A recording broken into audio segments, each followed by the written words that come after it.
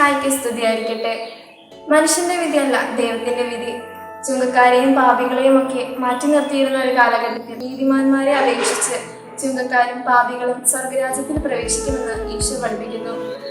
കർത്താവ് മനുഷ്യന്റെ ഹൃദയത്തിലേക്കാണ് നോക്കുന്നത്, ഒപ്പം പ്രവൃത്തികളിലേക്കും. നമ്മൾ ആയിരിക്കുന്ന ഇടങ്ങളിൽ ആചാരാനുഷ്ഠാനങ്ങളുടെയോ ജീവിത സാഹചര്യങ്ങളുടെയോ പേരിൽ ആരെയും വിധിക്കാതിരിക്കാൻ നമുക്ക് പരിശ്രമിക്കാം. അനുദിന ജീവിതത്തിൽ നമ്മുടെയൊക്കെ മനസ്സിന്റെ ഇഷ്ടങ്ങൾക്കും ചില ദുർവാശികൾക്കും അപ്പുറം ദൈവത്തിന്റെ ഹിതം എന്തെന്നും ദൈവം എന്താണ് എന്നിൽ നിന്ന് ആവശ്യപ്പെടുന്നതെന്നും മനസ്സിലാക്കി ജീവിക്കുവാൻ നമ്മൾ ശ്രമിക്കുമ്പോൾ നാം ദൈവഹിതം നിറവേറ്റുന്നവരായി മാറും. ഈ നോയമ്പ് കാലത്ത് നമുക്ക് പ്രാർത്ഥിക്കാം, ഈശോയെ, അങ്ങയുടെ തിരുമനസ് നിറവേറ്റുവാൻ ഞങ്ങളെ സഹായിക്കണമേ എന്ന്.